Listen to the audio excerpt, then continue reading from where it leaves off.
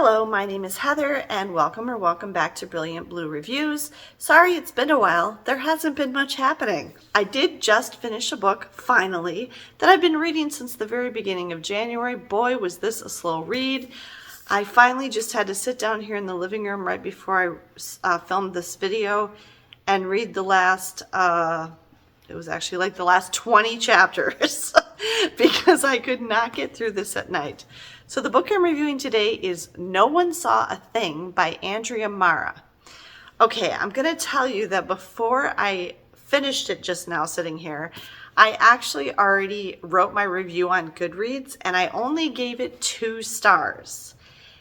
And everything I said on my written Goodreads review is true, but I will add a little something I discovered reading the end here just now, but I don't think that's going to change my overall rating or my written Goodreads review. This is one of those books. I bought this book. This was a toss it in my cart to get free shipping on Amazon book. It was one that I had been considering reading that I had on my Goodreads to read list, and it was not available from my local library system. It is a British book.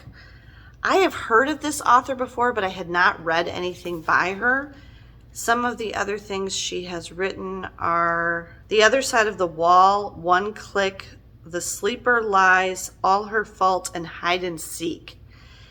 And she is Irish. I think she's Irish. She lives in Dublin, Ireland with her husband and 3 young children. And she also runs a multi-award-winning parent and lifestyle blog, Office Mum. So that's interesting. You can definitely see some of herself in the main character, Sive, in this book, and I can see where she's bringing it in. Sive is actually, the main character, is a journalist and a mom of 3 young children. Faye is 6, B is 2, and then they have a baby boy, Toby. She's married to a very high-profile defense attorney named Aaron, and she's a journalist who originally did like the crime stuff. So crime in courts is what was her job, and that's how she met her husband. The story they told people was that she was reporting on a case that he was involved in, and that's how they met. But what it turns out it actually was he was defending? Yeah, he was a defense attorney. That part was a little confusing and not explained very well. And my son's a lawyer. My son is actually a prosecutor. So I follow, like I'm very interested in law and legal stuff. But no, he definitely wasn't the prosecutor. He was the defense attorney.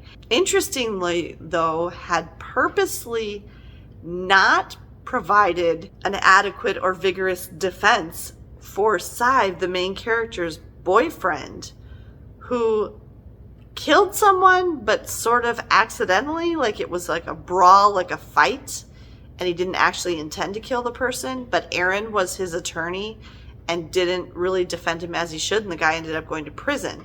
And it turns out, this is a little bit of a spoiler, but Faye, the little girl at the center of the incident in this story, it turns out is that guy's daughter, not her husband Aaron's daughter, and that provides some of the plot and speculation about what might have happened, but it ends up going kind of nowhere. The reason I wanted to read this book is because it really intrigued me because of an incident that me and my kids witnessed about 9 months ago in Washington, D.C. when we were waiting for a metro train. Okay, so the metro system, the subway system in Washington, D.C., we were standing there waiting for a train, our train to come. And the train before ours, something happened that we and everyone else on the platform and the people in that train car all witnessed, and everybody was pretty freaked out. It's a pretty long story. I will actually link the video I made about that incident up here from my travel channel so you can hear the entire story. But the basic gist was a little girl got on the train, on the subway train, on the metro train in Washington, D.C. in front of us that we all saw, and she got on and her family didn't, and the doors closed. Okay, there's a lot more to it than that, but that's also what happens in this book. And if you read the author's note at the end, the author Andrea Mara says that she was inspired to write this book by the exact same incident happening to her when she was a little girl. It's based on something that happened when I was 12 and on holiday in London. My 6-year-old sister and I got on the tube. The doors closed before my parents and my other sisters could get on too.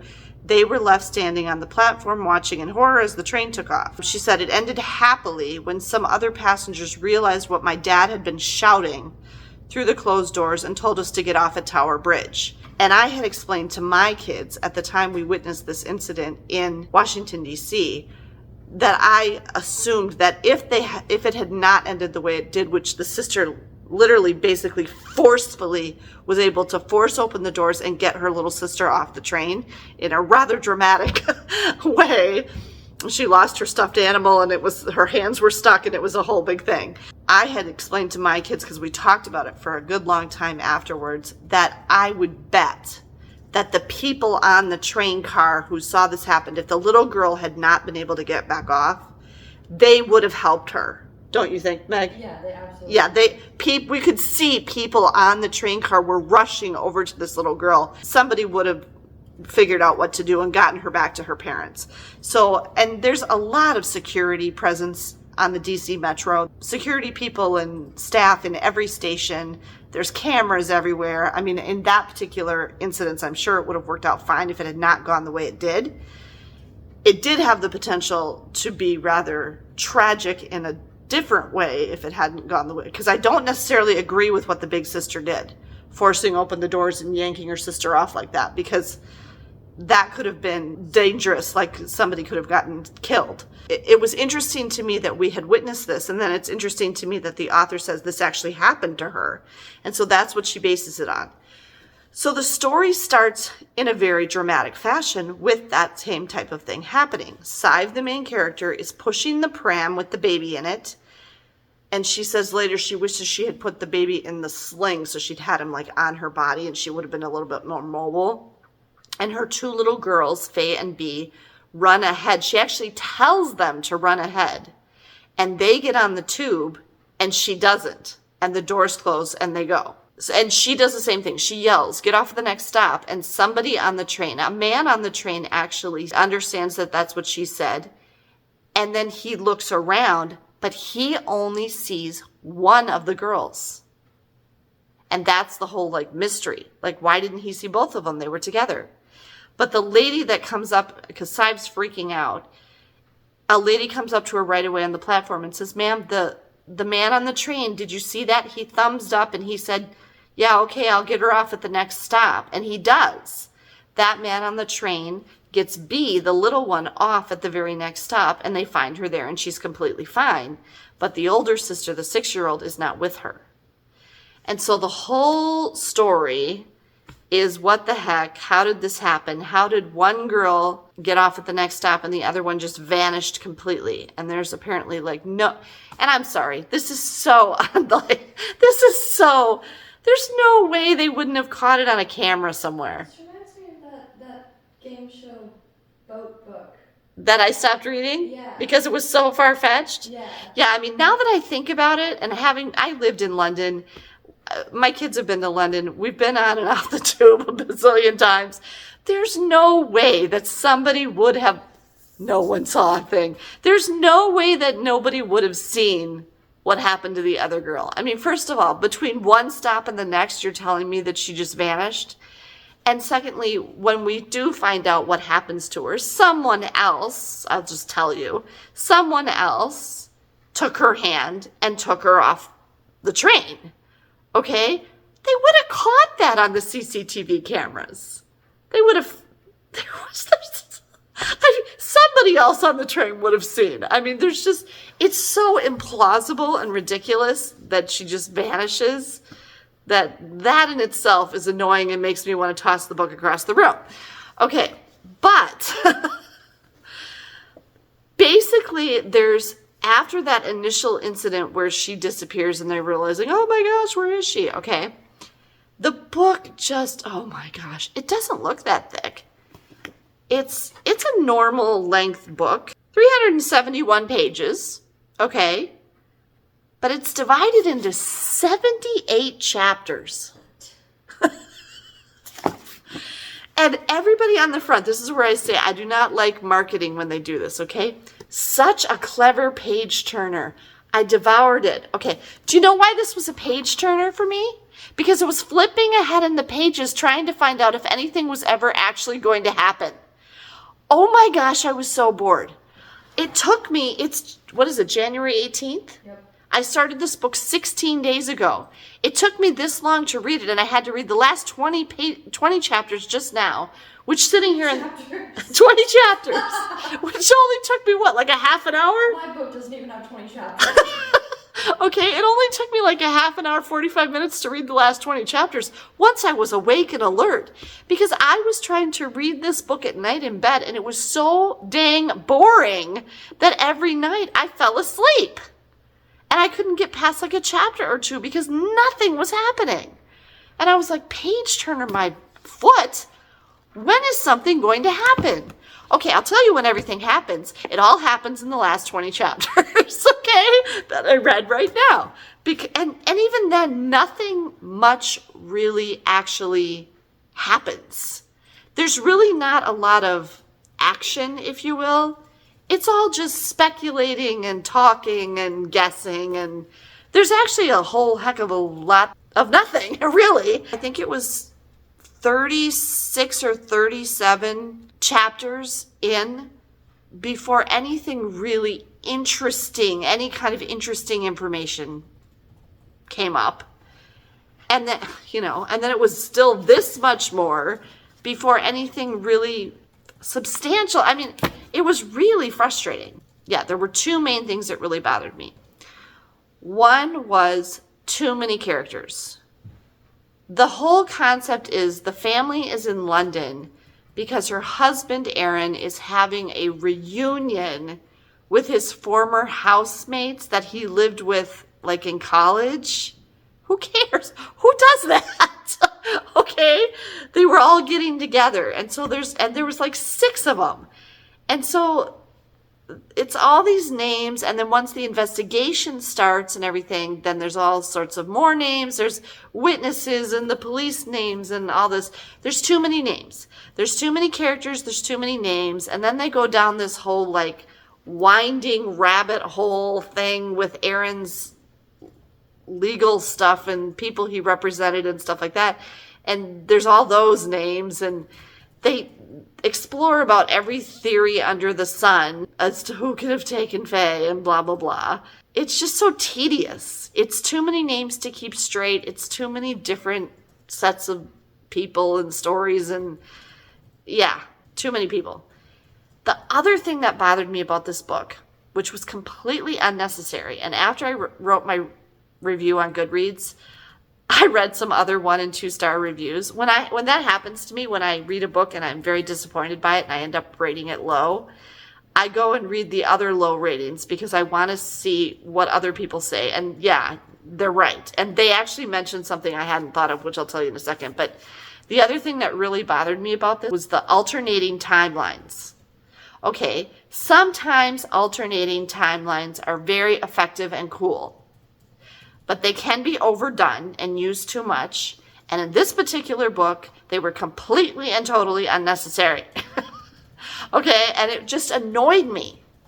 What the author should have done in this book is, yes, okay, starting the story with the dramatic thing of how the mom gets separated from her children on the tube, and then she's missing. Great way to start. Super grab your attention, great, okay? But then what she should have done is then gone back to 3 days ago at the beginning of the weekend and told us the entire 3-day flashback story. Okay, maybe without a couple of the last little reveals. All right, and gotten all of that out of the way. Get the whole stupid, boring, talky weekend with his friends out of the way. Okay, so we understand all the backstory and all of that exposition and all of that. Let's get past that. And then what I really wanted, and what did not happen in this book, was I wanted the entire, it's like this. It's timed and dated. It's the day and the time. That whole day, it's all Monday. And it goes from like 10 in the morning until about 6 p.m. I wanted all of that at once. And I actually, a couple different times, skipped the boring one day earlier, blah, blah, blah, chapters just to get to the next part of the, them searching for their daughter, what was happening right now, the present thing. I wanted to just read that all straight through. But they kept interrupting it with these stupid flashbacks to 2 days ago that you were like, what does this have to do with anything? And I really think she should have ordered it a different way. It made it very annoying because you'd just be getting into like the next thing that they were going to do to like look for her. And then they're like, oh, but wait, let's go back and have a flashback to 2 days ago when we're sitting at this bar having a conversation. Okay, it was very tedious. The thing that somebody else, a couple different people in the Goodreads reviews commented on, that after they said it, I laughed and realized, oh my gosh, they're so right. The author literally kept using phrases like, and then the phone rang and everything changed. Okay, at the end of chapters, she tried to do like cliffhangers, like this, but something was up with her. Saib was sure of it, watching as Maggie clasped and unclasped her hands. She really didn't look okay at all. Okay? Or here, and the line goes dead. Next chapter. This sounds like it's trying to be a thriller, but it's failing. Yeah, it was. It was not a thriller at all. And then like this, Aaron receives a phone call. You won't like it, Aaron, but your task is this. And then the next chapter would come. Oh no, then they'd jump back in the past just to annoy you. But then the next chapter would come in the present. And it repeats. You won't like it, Aaron, but your task is this. And then it would be some completely, totally underwhelming nothing thing. Like she kept putting in these little cliffhangers at the end of these chapters. And then everything changed. And then everything changed again. But it really didn't. Nothing changed at all. It was such a manipulative, stupid, like, what do you even call that? Call what? That little setup of like, it's going to be something really exciting and dramatic, and then you go to the next chapter and... Anticlimactic? Yeah, it was very anticlimactic. Okay, it was so dumb, and it was like, oh, come on. Now, sitting here just now, reading the last 20 chapters at the end, I was like, okay. And now I know who did it and what happened. Yeah, okay. It was actually very simple. They were giving you all these complicated, elaborate theories and all this stuff that went, yeah, it was none of that. It was actually something very simple. I did then encounter one tiny little itty bitty twist, sort of. And then they do kind of throw in a little dramatic extra ending just for fun. But it's not like it's hiding anything or revealing anything or anything like that. And she does do a cute little clever thing at the very end where she throws in the title a second time. Because the first time the title is thrown in is where Faye completely disappeared from the tube. No one saw a thing. How could that be? Okay, and then at the end, she ends the book with, and after all, no one saw a thing. About this extra thing that happens right at the end of the book, which she just kind of breezes over very quickly, and it's actually someone dying. It tried. But yeah, it's like my daughter said just now. It's like it tried to be a thriller, but it's not thrilling by any stretch of the imagination. The story itself and what actually does happen could have made a very good thriller. The concept of the kids getting on the tube and everything. If you could get somehow past or around that whole improbability thing because of CCTV and a zillion witnesses, that concept, like you could have taken that concept of the girls getting separated on the train. I mean, we even actually had something even scarier happen where we almost got separated from my son on the regional train in Paris. The year before, 2 years before, where we got off and my son couldn't get off because the crowd, it was terrible. And I thought we were going to get separated. We had no way to know what to do. Okay, that's a cool premise that you could definitely start a book with. But she could have tightened it up a lot. She definitely could have reduced the number of characters and the complexity of the story. And she definitely could have done something different with the order of the information in the book to make it more compelling and more interesting and go faster. You might disagree. You might be fine with the way she lays out this book and think that it was totally fine and it was a page turner for you. I don't know. I thought it was a snooze. What happened to me was by the end, where I actually finally today reading it got to the stuff that was actually kind of interesting, I didn't care anymore. I just didn't care. I didn't care about any of the characters. I had lost all interest in the story. I just didn't care. So it was definitely not a book that, this is a key thing for me. It was not a book that I was looking forward to reading when I got it in bed at night. I know a book is good when I get into bed at night, I'm like, oh great, I can't wait to read my book. And this was not that. I mean, I was like, oh, okay, I got my book. But I really kind of just wanted to get to another book on my list because this one just wasn't doing it for me. So kind of a disappointing start for me to 2025. This is my first book of the year. I gave it 2 stars. If you have read this book, No One Saw a Thing by Andrea Mara, and you had a similar or different opinion, I don't care which, let me know in the comments because I'd like to hear what you thought of it. Thank you so much for taking the time to watch this video, and I'll see you next time.